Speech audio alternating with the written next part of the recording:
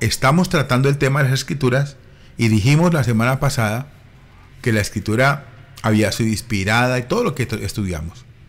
Ahora hay una nota aquí que dice: Dios no utilizó a los escritores de la Biblia como un niño o una niña utiliza una máquina de escribir. Es decir, las personas que escribieron la Biblia, ellos no fueron muñequitos tirados por cuerditas que el Señor los puso a escribir, o como una máquina de escribir que no siente nada.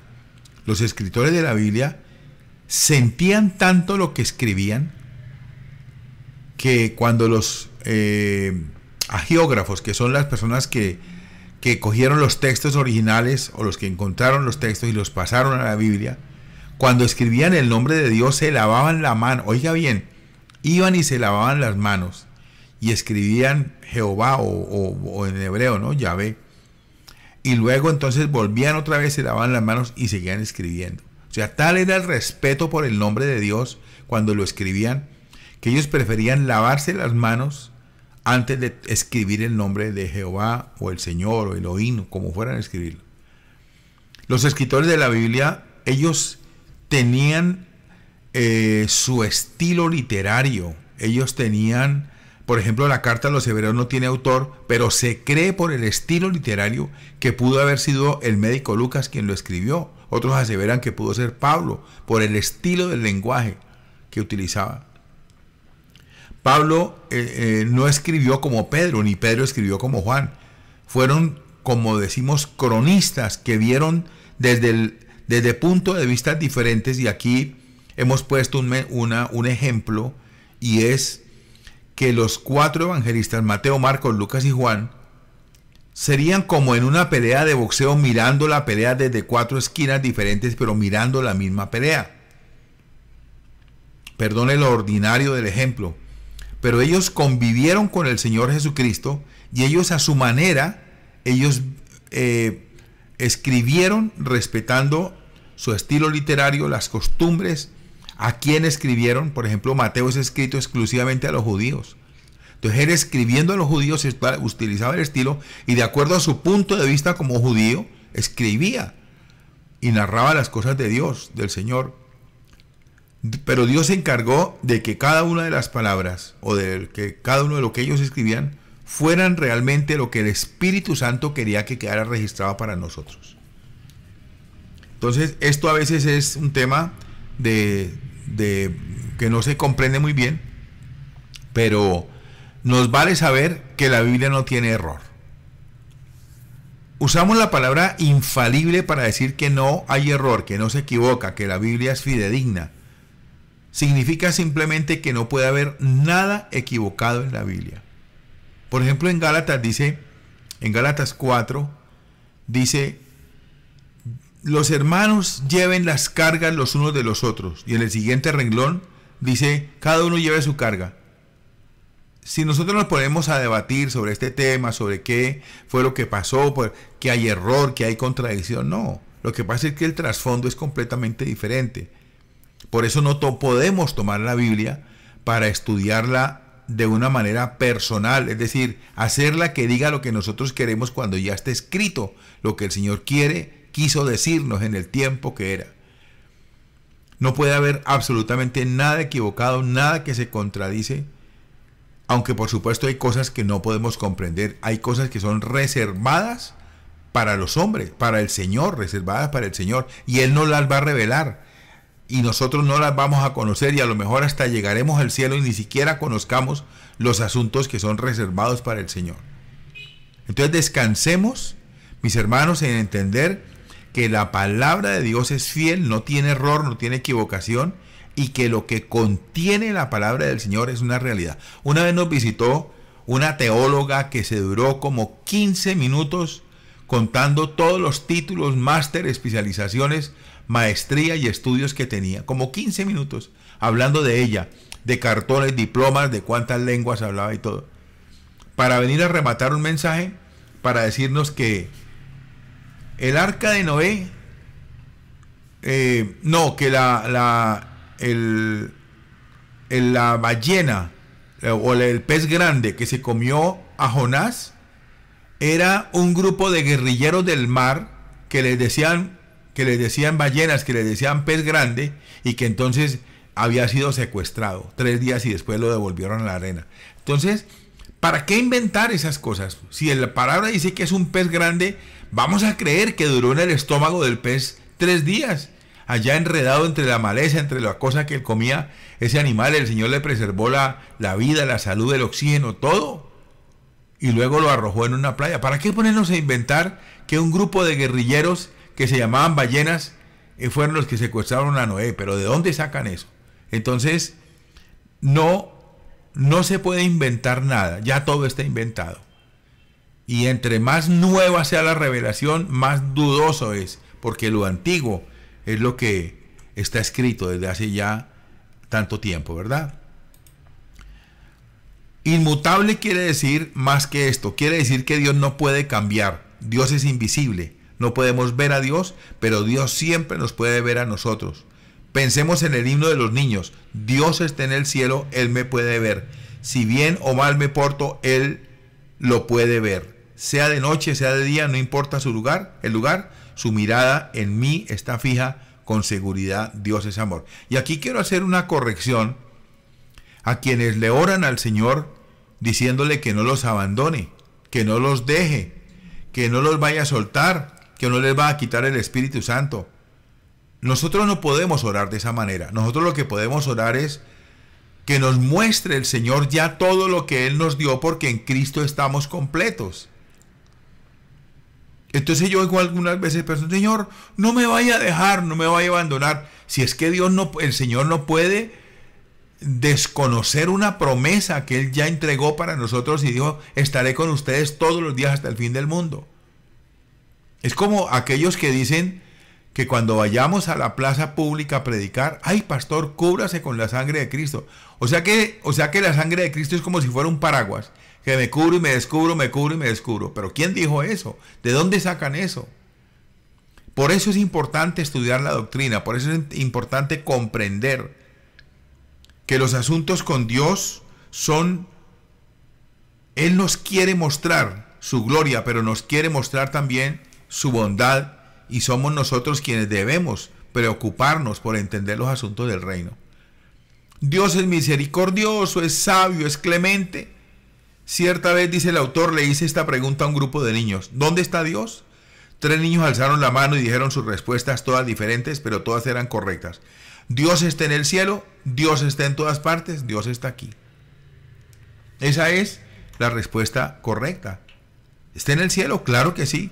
¿Está en todas partes? Claro que sí. ¿Está aquí? Claro que sí.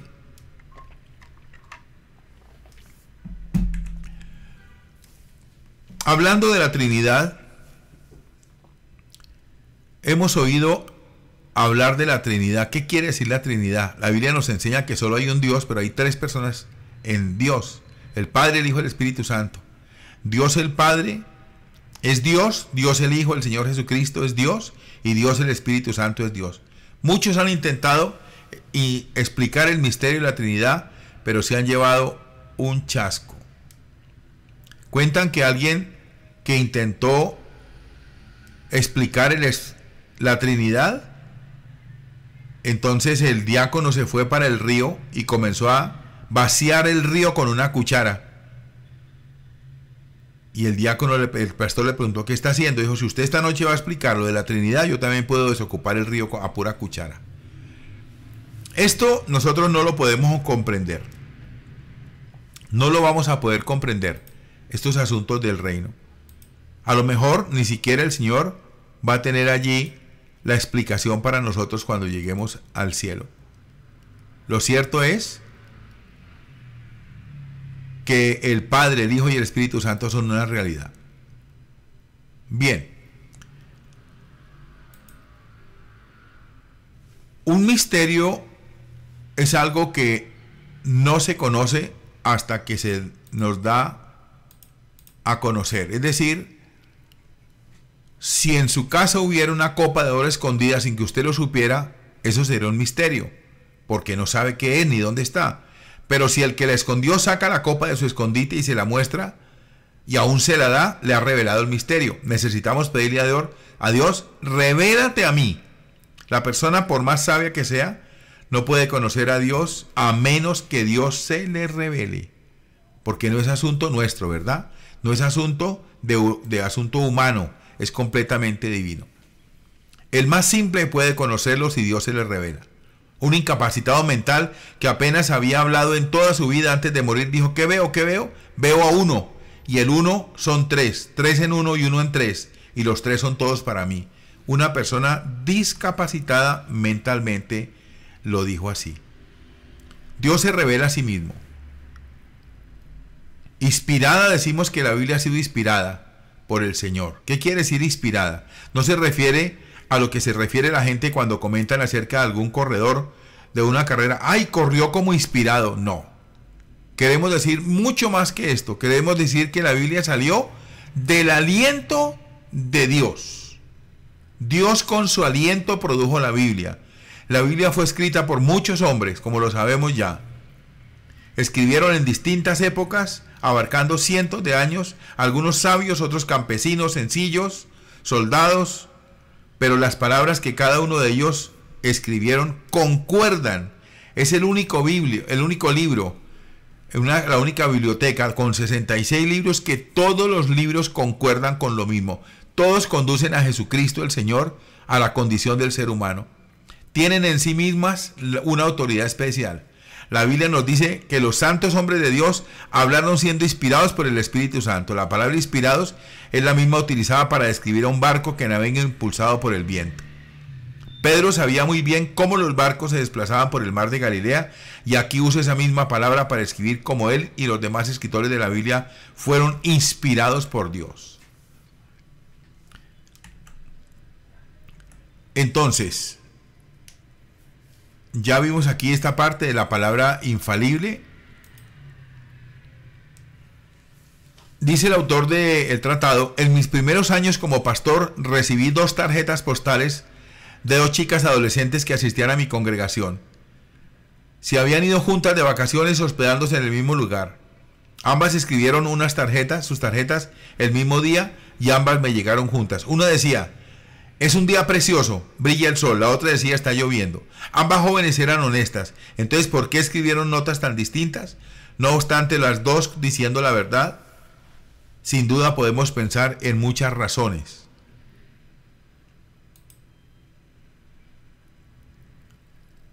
Satanás usó la Biblia al enfrentarse como arma cuando al Señor lo tentó. Citaba la Biblia para enseñar a sus seguidores. Y para silenciar a sus enemigos también utilizaba las palabras de la Biblia, el Señor Jesucristo. Cuando enfrentó a Satanás, el Señor usó la Biblia como arma. Eso lo hemos visto aquí varias veces en Lucas 4. Y él citaba la palabra para enseñar a los discípulos. Citaba la palabra para silenciar a sus enemigos. Utilizaba las palabras de la Biblia. Aún colgado en la cruz, el Señor citó las Escrituras. Y al resucitar de entre los muertos, también volvió a citar la palabra del Señor. Veamos, por ejemplo, Mateo 27:46, ¿qué nos dice? Para ver el Señor, cuando estaba en la cruz del Calvario, ¿qué dijo? Mateo 27:46. Ya se lo pongo ahí en la pantalla. Mateo 27:46. Cerca de la hora novena, Jesús clamó a gran voz diciendo: Elí, Elí, lama sabactani. Esto es: Dios mío, ¿por qué me has desamparado? Esto ya estaba en el Antiguo Testamento. También, al resucitar, citó pasajes del Antiguo Testamento. Lucas 24:27. Lucas 24:27. Y comenzando desde Moisés y siguiendo por todos los profetas, les declaraba en todas las escrituras lo que de él se decían. Esto fue en el camino de Emaús, a los 2 pasajeros que estaban por allí, ¿verdad? Entonces, ¿qué estamos aprendiendo esta noche? Creo que estamos aprendiendo que el Señor quiere que nosotros usemos la Biblia. ¿Cuándo? Cuando salimos a evangelizar. Aprendamos de memoria. Citemos la palabra. Cuando estamos con nuestros hijos, cuando estamos con el esposo, con la esposa, en la empresa. Pero citémosla bien, de acuerdo a lo que nosotros necesitamos oír y que la gente necesita oír de Dios. Un día un joven del que yo fui su acudiente cuando trabajamos en una fundación para drogadictos ahí en Fusagasugá, yo fui el representante del colegio de él, lo matriculé y me hice responsable de él. Un día lo llamaron que tenía que hacer un trabajo de matemáticas para poder pasar la materia. El rector me llamó a mí, nos reunimos los tres, los cuatro, con el profesor de matemáticas, el alumno, el rector y yo, los cuatro. Y le preguntaron al joven, ¿usted es capaz de hacer este trabajo de matemáticas y presentarlo en la fecha? Y respondió, todo lo puedo en Cristo que me fortalece. ¿Usted cree que esa es una respuesta correcta?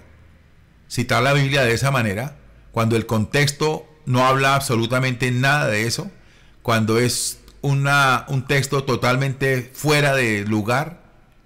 Entonces, si nosotros citamos la palabra cuando no tiene nada que ver, cuando no compete, cuando no está alineada con el pensamiento de Dios, pues lo vamos a hacer erradamente.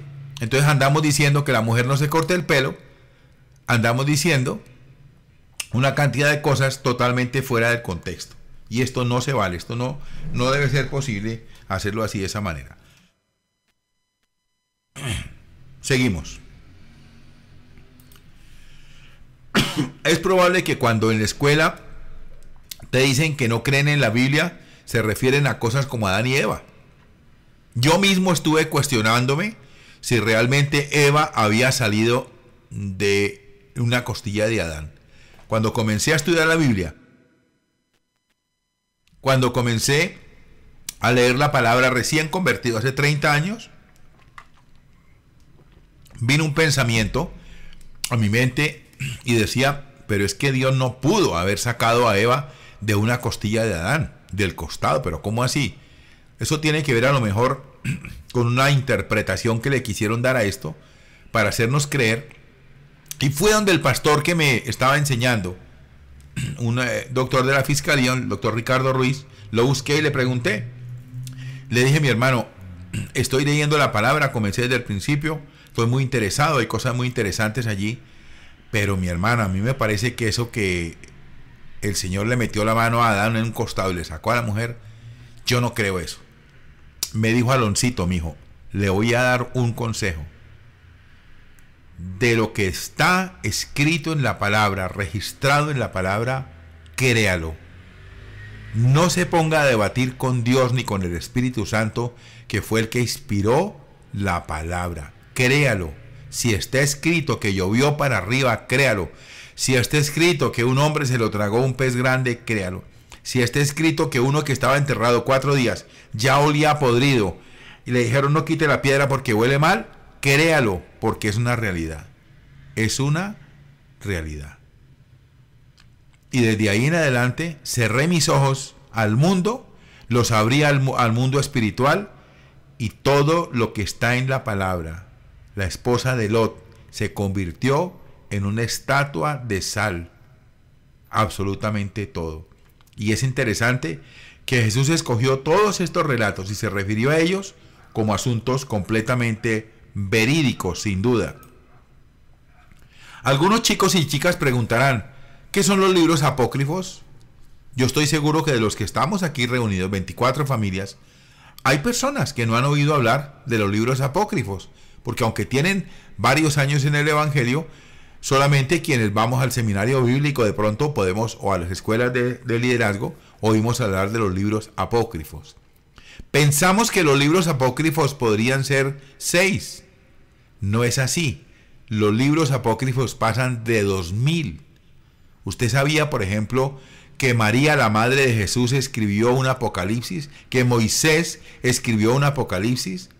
¿Que hubo una cantidad de libros escritos por Flavio Josefo, por Tácito y por una cantidad de escritores de la época que no pasaron por el canon, no pasaron por la medida? Canon significa caña de medir. No pasaron la prueba y por eso no fueron aprobados. El último libro de toda la Biblia, la última carta de toda la Biblia en ser aprobada fue la carta de Santiago, porque tenía unas inconsistencias. Y hasta que no las aclararon, dieron vía libre y ahí se completaron los 66 libros. Los demás son apócrifos. El libro de la sabiduría, el libro de donde explican de los paralipómenos, todas estas cosas, y suman aproximadamente 2000 libros que son apócrifos, que son no aprobados, que nunca han formado parte de la Biblia. Nuestra Biblia consta de 39 libros en el Antiguo y 27 en el Nuevo Testamento. No le ponga más. Es interesante leer de todas maneras los libros apócrifos que tiene la Iglesia Católica inserta allí, porque algunos de ellos se prestan para autorizar a la Iglesia a orar por los muertos y otras cosas. Pero eso, si no nos queda tiempo para estudiar la Biblia, ¿qué nos vamos a ponernos a estudiar otros libros, verdad? Es de notar que el Nuevo Testamento se cita con frecuencia al Antiguo Testamento diciendo Dios dijo o el Espíritu de Dios dijo, pero en ningún caso cita nada de los libros apócrifos. Nunca la Biblia menciona nada ni de la tradición ni de los libros apócrifos. Somos nosotros los que todavía creemos lo que no está escrito en la Biblia y algunas veces lo mencionamos. Por ejemplo, la Biblia nunca dice que el apóstol Pedro fue crucificado boca abajo, que para honrar al Señor y no se dejó crucificar de para arriba. En la Biblia no está eso. No lo busque porque no está. No está. Pero la tradición lo dice. La tradición dice eso. Lo que pasa es que la tradición no está aprobada por las normas.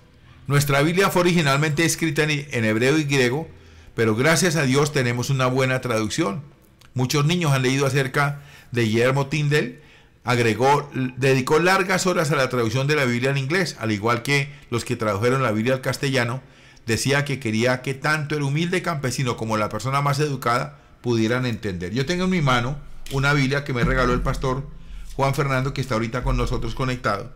Le agradezco que está con nosotros.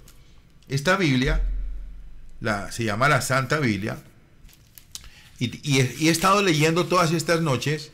Es una Biblia que tiene como base la Reina Valera de 1960, pero ha sido traducida por la Sociedad Bíblica Trinitaria y tiene algunos asuntos que nos aclaran un poco más, nos da un poquito más de luz, un poquito más de entendimiento de lo que dice la Reina Valera normal.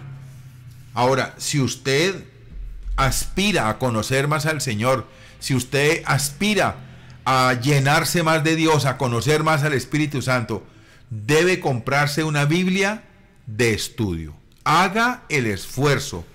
Mi querida hermana, mi querido hermano, yo sé que la economía no es boyante para algunos, pero si usted realmente está interesada en aprender los asuntos del reino, haga lo posible por comprarse una Biblia de estudio. Le recomiendo la Biblia Plenitud, que es una Biblia muy completa. Hace poco vino un familiar de Holanda, el año pasado exactamente, y me trajeron una Biblia que se llama Biblia de Estudio Mundo Hispano. Tiene una cantidad de ayudas, de mapas. Mire el volumen que tiene esta Biblia, los que pueden ver allí en la pantalla. Esta Biblia pesa 5 kilos, pero la cantidad de información que tiene y el lenguaje que usa es una hermosura. También tengo la Biblia, la Plenitud, y tengo otras Biblias y diccionarios que me ayudan. Para un texto que no lo comprendo bien, lo consulto con otras Biblias. No es que otras Biblias digan algo diferente, lo que pasa es que lo dicen de una manera más explicada. Les voy a dar un ejemplo. Voy a colocar aquí en la pantalla un texto bíblico cualquiera. Voy a poner aquí, por ejemplo, Primera de Pedro, Primera de Pedro 1:1. Un texto un poquito más complicadito. Primera de Pedro 1:10. ¿Qué versión bíblica estoy usando ahí? La Reina Valera 60. Dice: los profetas que profetizaron de la gracia destinada a vosotros inquirieron diligentemente e indagaron acerca de esta salvación. Ahora voy a poner la Biblia Dios habla hoy. Los profetas estudiaron e investigaron acerca de esta salvación y hablaron de lo que Dios en su bondad iba a darles a ustedes. Ahora voy a poner una versión bíblica llamada Biblia de las Américas. Acerca de esta salvación, los profetas que profetizaron de la gracia que vendría a ustedes diligentemente inquirieron y averiguaron. Ahora voy a poner la versión bíblica, nueva versión internacional. Los profetas que anunciaron la gracia reservada para ustedes investigaron cuidadosamente acerca de esta salvación. Y por último voy a poner aquí la palabra de Dios para todos.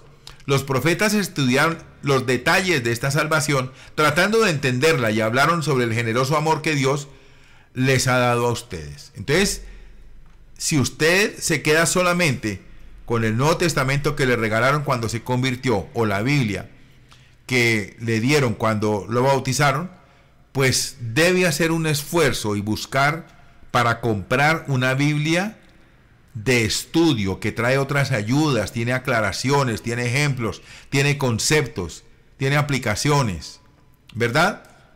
Una Biblia de estudio no es barata, pasa de 100,000 pesos una buena Biblia. Pero si compramos nosotros cosas materiales que no nos van a servir, que las arruinamos, que las botamos, que pronto se van a gastar, una Biblia será para toda la vida que duremos nosotros, y a lo mejor le queda también a los demás detrás de nosotros.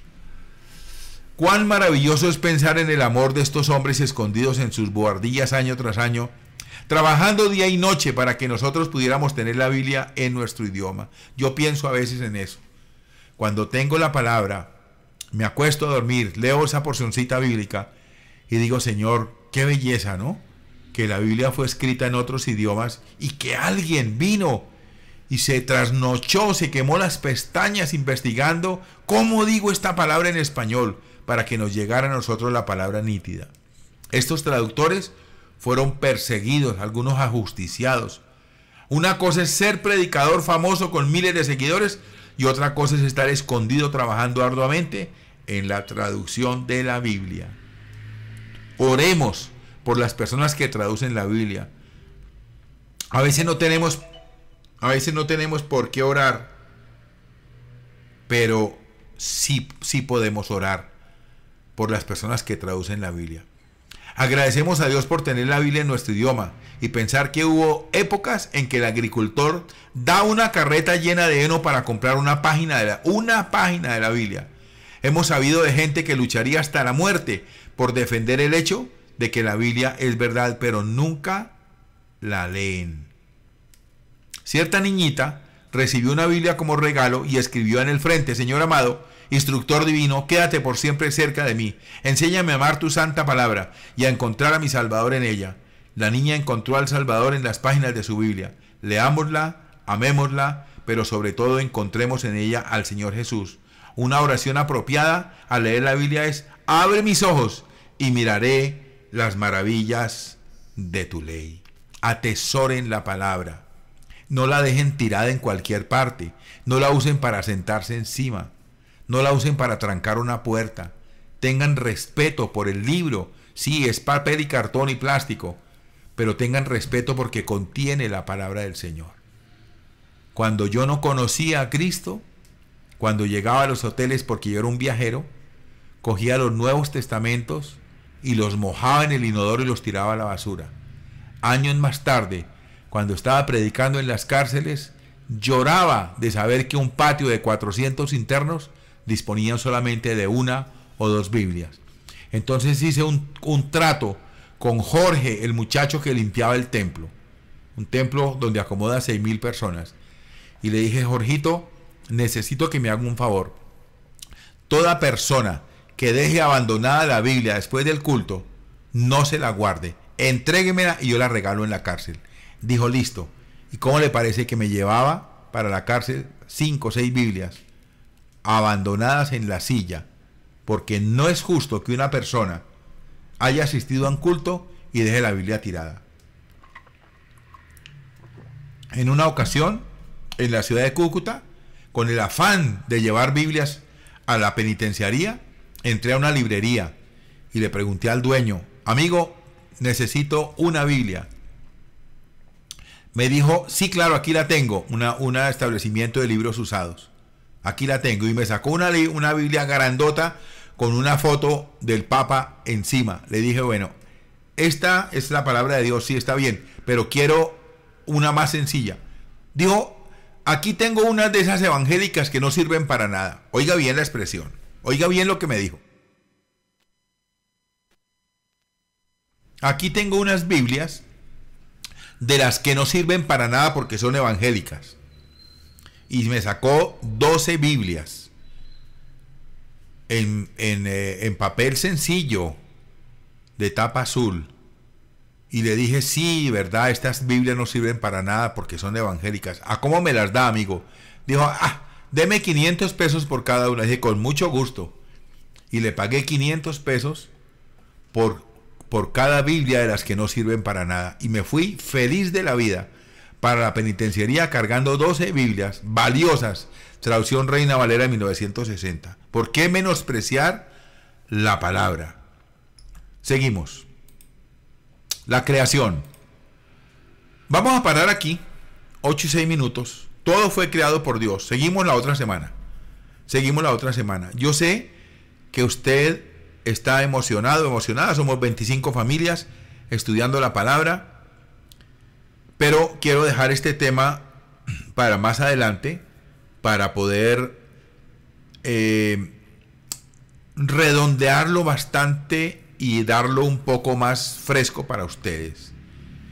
Así que sí me gustaría escuchar una opinión o un concepto, o que me corrija una equivocación que cometí, o que me dé un consejo, o que haga usted aquí también en esta noche presencia, dele un consejo aquí a la comunidad, a las 25 familias que estamos unidas. ¿Quién quiere intervenir esta noche con lo que hemos enseñado hasta ahora? Adelante, por favor.